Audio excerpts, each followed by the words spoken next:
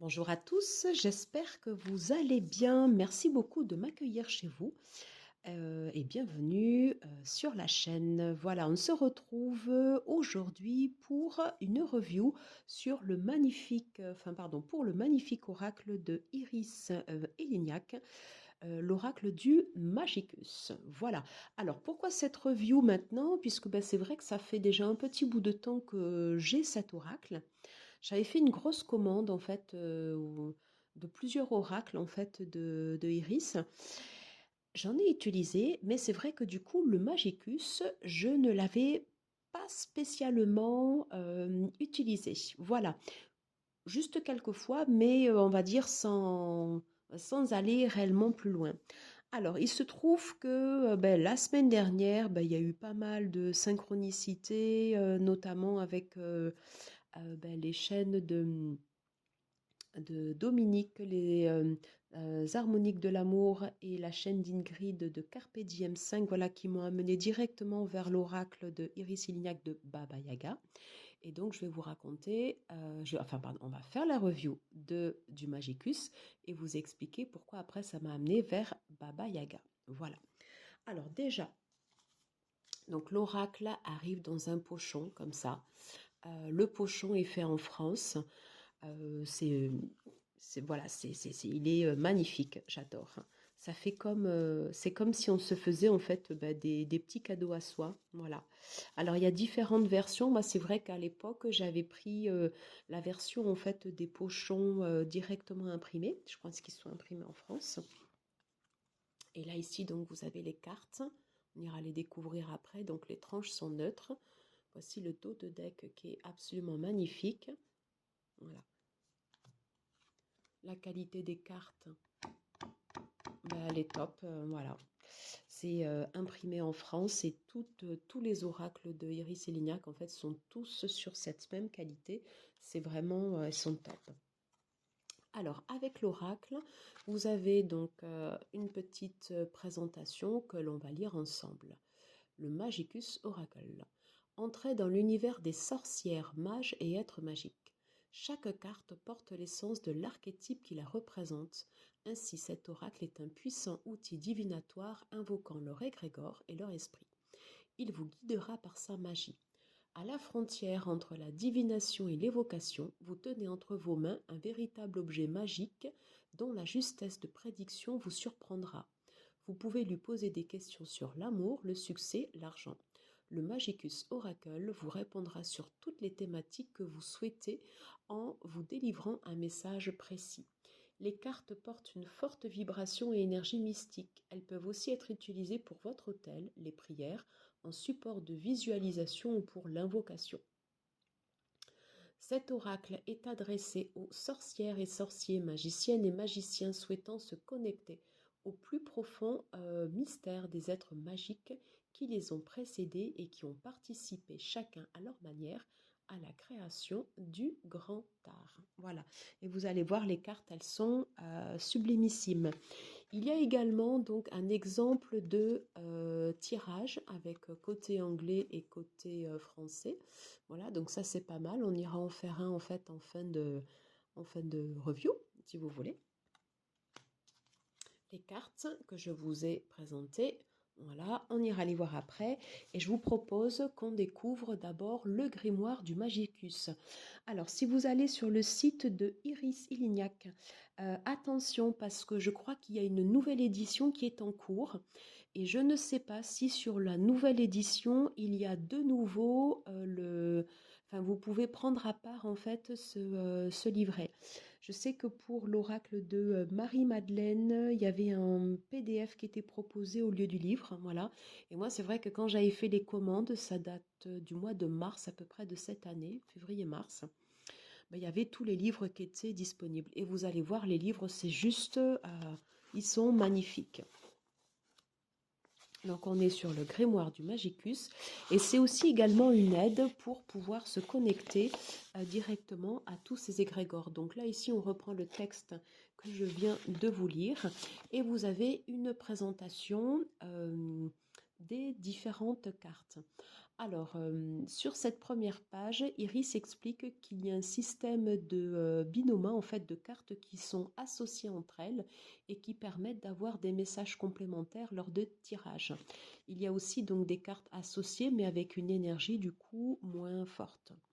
Alors là, ici, on a un petit paragraphe sur la pratique magique qui explique comment utiliser ces cartes, soit dans le cadre d'un tirage ou tout simplement pour faire ici une invocation.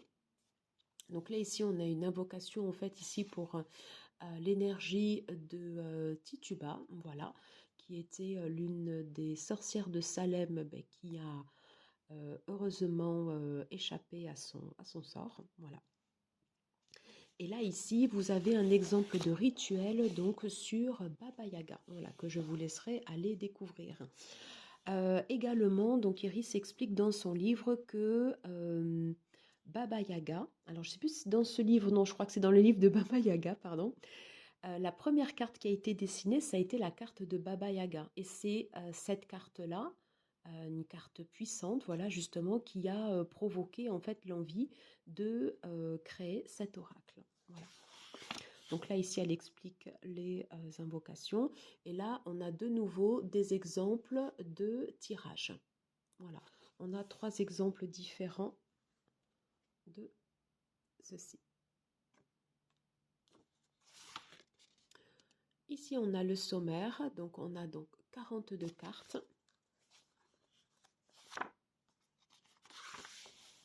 Et ensuite, après, vous avez chaque carte qui est détaillée. On reprend donc la phrase clé. Il y a également des mots-clés. Il y a pour tous les archétypes, à chaque fois, il y a l'histoire qui est détaillée. Alors, c'est ultra, ultra, ultra complet. Franchement, elle a fait un travail de recherche qui est juste magnifique. On a ensuite, après, l'explication de la carte. Souvent, on a un poème ou une citation qui est mis, en fait, pour chaque carte. Et ensuite, ici, vous avez la lecture de la carte. Vous avez ensuite le principe des binômes, voilà, de l'association entre les cartes. Ensuite, après, quelles sont les autres cartes qui peuvent être associées? La couleur de l'égrégore invoqué avec la pierre. Et on a également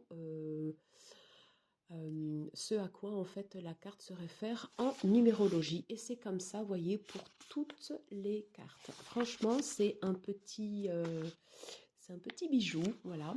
Je fais juste une petite pause sur Baba Yaga. Quand j'avais reçu mais voilà, toutes les commandes de Iris, je n'avais pas commandé Baba Yaga et j'avais, voyez, un petit cadeau en fait ici sur Baba Yaga que j'ai mis directement ici à côté de la carte. Voilà.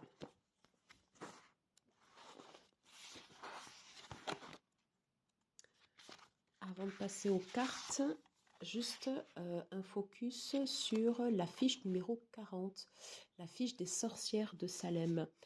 Ce n'est pas un défaut, mais dans le livre, entre la carte 39, Edmond le Mage, et la carte 41, le Thoth, voilà, en fait, il y a un vide, voilà. Et ce vide, en fait, ça représente en fait la fiche des sorcières de Salem.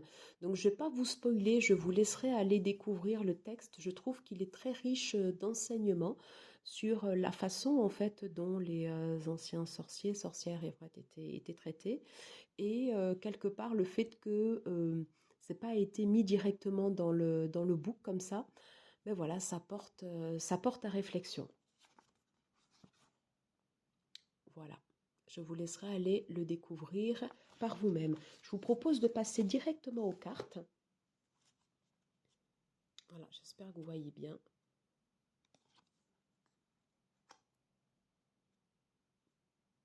L'énergie de Tituba, Baba Yaga, Belzébuth, Elena Blavatsky. Alors, on ne peut pas se connecter à tous les égrégores, on est d'accord, la carte de Circé. Mais justement, c'est l'occasion de pouvoir sortir de sa zone de confort et de voir par exemple, qu'est-ce que Alistair Conway peut m'apporter dans ma situation. Voilà. la carte de Daikini. Alors, il y en a certaines qui sont juste sublimissimes. La Dame du Lac. John Dee. Dracula. Faust. Il y a énormément de détails également sous les cartes. Freya. Genghis Khan. Hécate.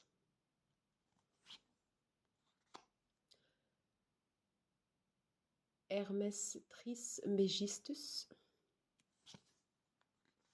Hildegarde von Bingen, j'espère que je n'ai pas estropié le nom. Isis, magnifique. Judith. Alan Kardec. Marie Laveau. Lavoisin. Lilith. Matt. Médée. Médusa. Mélusine. Méphistophélès. Merlin. Morgane. Nostradamus. Les nymphes. Odin. Paracelse. La Pythie de Delphes. Raspoutine. Le roi Salomon. Satan. Simon le Mage. Les sorcières de Salem. Regardez comme cette carte est belle. L'union fait la force. Thoth. Et Tituba. Je mets en pause 2 minutes. On se retrouve tout de suite pour le tirage. Je suis de retour. Merci beaucoup pour la pause. Voilà, donc on termine donc sur la dernière carte Tituba qui est absolument magnifique. Voilà, ben, justement une ode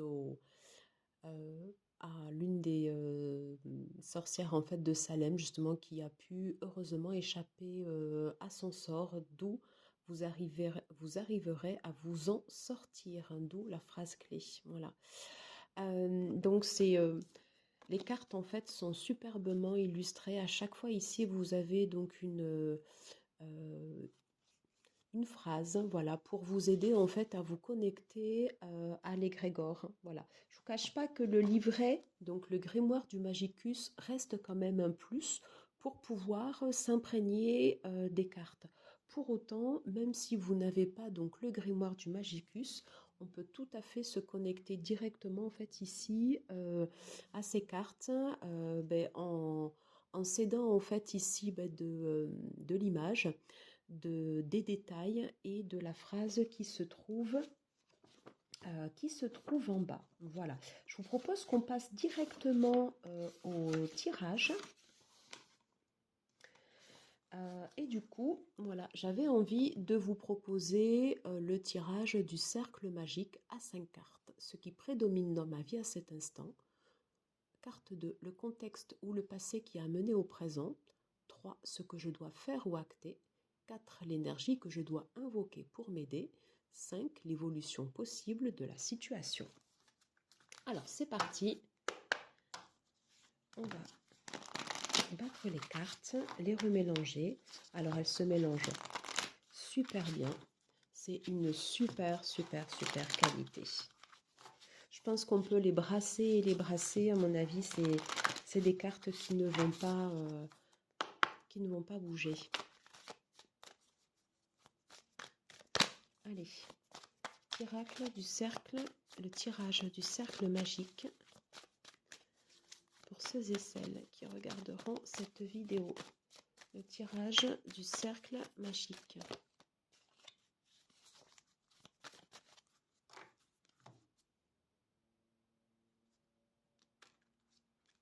Ok.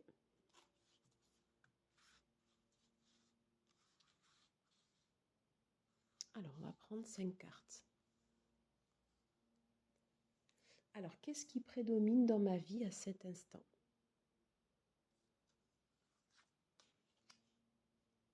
Ok. Le contexte ou le passé qui a amené au présent. Si. Ce que je dois faire ou acter. Celle-là. Quelle est l'énergie que je dois invoquer pour m'y aider?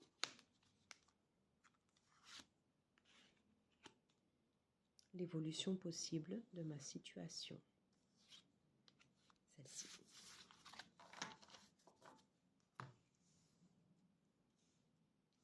Alors, on va faire en sorte à ce que vous puissiez bien voir les cartes. Alors, ce qui prédomine actuellement dans ma vie.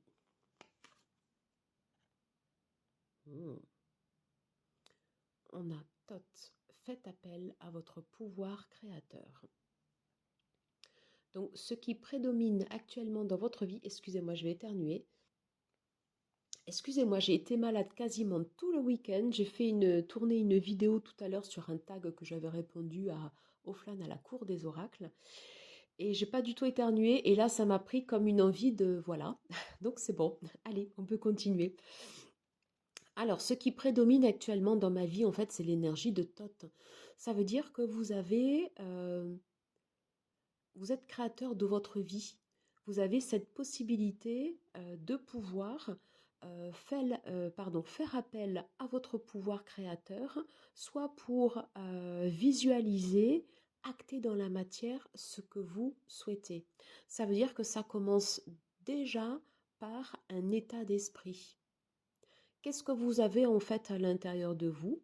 Quel est le but que vous recherchez? Et comment vous pouvez arriver en fait à votre objectif? Voilà. Donc là, en fait, ici, avec cette carte, c'est un signal fort pour vous dire que c'est un peu comme la carte du magicien, comme si vous aviez en fait toutes les clés en fait entre vos mains, voilà, pour pouvoir être acteur de votre vie. Et si je ne vous dis pas de bêtises, je crois que Thoth en fait c'était le scribe des dieux, donc celui qui avait le pouvoir comme ça de l'écriture. Donc vous avez également ce pouvoir de pouvoir visualiser, penser à ce que vous souhaitez faire et pouvoir l'acter dans la matière. Voilà, il y a quelque chose de solaire, vous voyez en fait ici qui se dégage, enfin et qui émane de cette carte. Alors, deuxième carte, le contexte ou le passé qui a amené au présent. Qu'est-ce qui vous a amené ici à ce pouvoir créateur? Ok. Alors, Médusa, attention aux peurs paralysantes. Ce qui vous a amené à pouvoir être le créateur de votre vie, c'est que vraisemblablement, vous avez dû faire face, peut-être, soit à votre part sombre, qui était au fond de vous. Peut-être que vous n'aviez pas souhaité la voir jusqu'à présent. Il est fort probable que dans un passé proche ou un peu plus lointain, si c'est lointain, c'est quelque chose qui ressurgit comme ça, vous avez été dans des situations où vous avez dû faire face à votre part sombre, à vos peurs. Et le mythe de Médusa nous indique en fait, c'est comme si on regardait ses peurs dans le miroir. Et à partir du moment où on conscientise ses peurs, sa face cachée, sa part sombre, à partir du moment où justement elle n'est plus enfouie, où on n'est plus dans le déni, où justement on la met à la lumière, eh bien elle a une place, ok, mais il y a toute une place autour, vous voyez, et donc ces peurs ne prendront plus toute la place. Voilà. Et c'est pour ça que justement, après, ça laisse la place en fait à l'esprit pour visualiser quelque chose de positif, visualiser quelque chose qui vous fera avancer. Parce que bien évidemment, pour avancer, avant de pouvoir avancer en fait dans le futur ou pouvoir se projeter, si on ne fait pas fi de son passé ou des expériences comme ça un peu des fois traumatisantes ou des expériences qui ont été extrêmement dures, eh bien on fait du surplace ou on est dans des cycles qui se répètent. Donc ça, c'est l'énergie qui a mené à votre pouvoir créateur. Voilà. Et d'une certaine façon, bah, c'est un examen, enfin, pardon, un examen, excusez-moi, c'est comme si vous aviez réussi en fait ce rite de passage. Donc ça, c'est très positif. Ça, c'est très positif. Alors maintenant, qu'est-ce que vous devez faire ou acter? Ok. Alors maintenant, ce que vous devez faire ou acter, c'est les pensées négatives, pardon, ben justement, vous devez les faire sortir. On en a toutes en fait des pensées négatives. On a aussi bien sûr des pensées positives. Mais là, le tirage, il est très clair, hein. Il vous dit en fait que pour avancer, vous avez fait face à votre part d'ombre. Maintenant, vous avez cette force créatrice comme ça ben, qui revient et qui remonte à la surface. Donc, si vous avez vos vieux démons qui reviennent avec un mental qui peut être paralysant ou qui va vous empêcher d'avancer, ben là, il faut avoir le pouvoir de dire non et c'est stop. Voilà. Donc là, c'est barrage en fait ici aux idées, aux pensées négatives, aux idées limitantes, à tout ce qui va vous freiner dans votre évolution. L'énergie que vous devez invoquer pour vous aider dans cette situation. Hmm.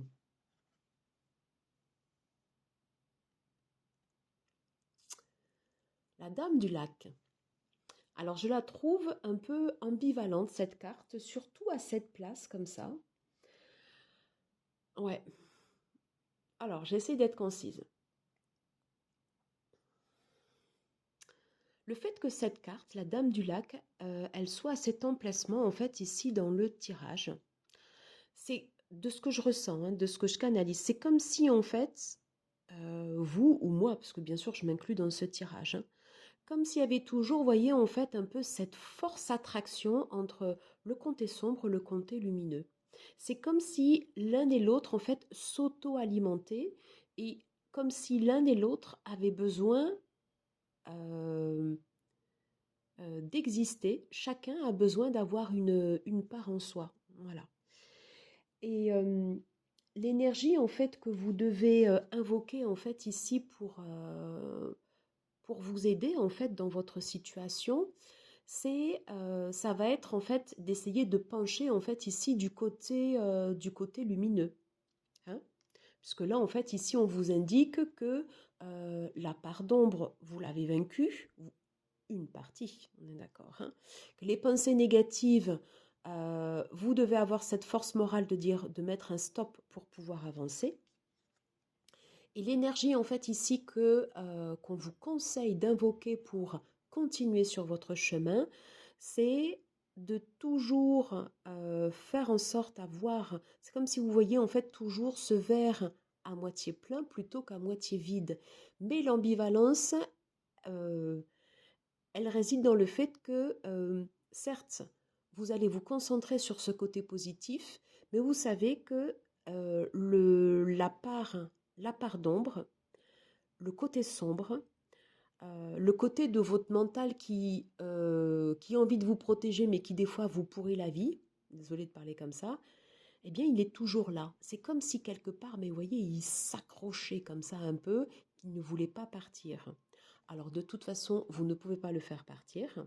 Il faut juste faire en sorte à ce que sa place, elle soit moins importante et laisser la place, en fait, ici à tout le reste. Et tout le reste, c'est l'énergie que vous avez ici avec Thoth. Voilà. L'énergie de ce pouvoir créateur. En 5, quelle est l'évolution possible de votre situation?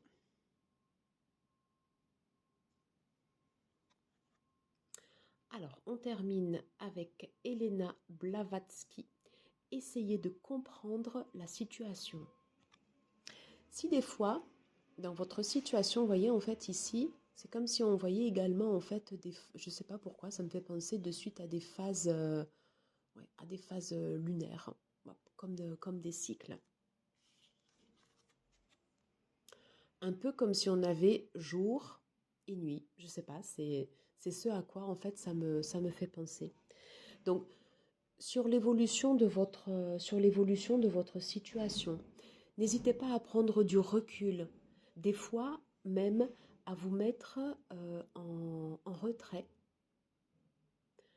Euh, Lorsque vous sentez comme ça que vous avez en fait ici cette ambivalence en vous, comme si vous avez, quand vous sentez en fait c'est comme si vous sentiez en fait qu'il y avait un duel entre le chien blanc et le chien noir. Vous voyez, en fait, c'est à celui qui mangera l'autre. Voilà. Donc quand vous sentez que les énergies comme ça en fait du chien noir remontent et commencent à prendre le pas en fait ici sur le chien blanc, voilà, le chien noir étant toute la part sombre que l'on peut avoir en nous et le chien blanc ça va être l'animal blanc pardon le côté lumineux, voilà. N'hésitez pas à prendre du recul, à faire une pause, à vous accorder en fait ici un temps de repos. Et je ne sais pas pourquoi je pense également à l'énergie de Saturne. Saturne qui nous aide à prendre du recul sur les choses et à les considérer plutôt avec sagesse. Hein, voilà. Des fois également, les décisions qui se prennent sur le long terme sont des décisions qui, au final, sont les plus bénéfiques. Une lunaison, ça dure 28 jours. Quand vous avez des choix à faire, vous n'êtes pas obligé de réagir, de faire action-réaction. Vous pouvez vous laisser en fait le temps justement de peser les choses euh, et de laisser en fait germer les choses en vous. Vous savez que vous aurez toujours en fait ici cette dualité, voilà, et on l'a tous, mais je pense que si vous regardez ce tirage, c'est parce que d'une certaine façon, elle est quand même un peu marquée chez vous, voilà. Donc n'hésitez pas comme ça à prendre du recul sur votre situation. Alors on n'est pas du tout allé voir en fait les messages du guidebook. Je vous propose juste de lire en fait ici le message de Thoth qui était la première carte. C'est qui était l'énergie qui prédomine à votre instant. Et ça, ce sera votre leitmotiv, ce qui va vous faire avancer. Et ce que vous ne devez pas oublier, c'est le côté chevalier blanc contre le chevalier noir. Alors, Thoth, on est sur la carte 41.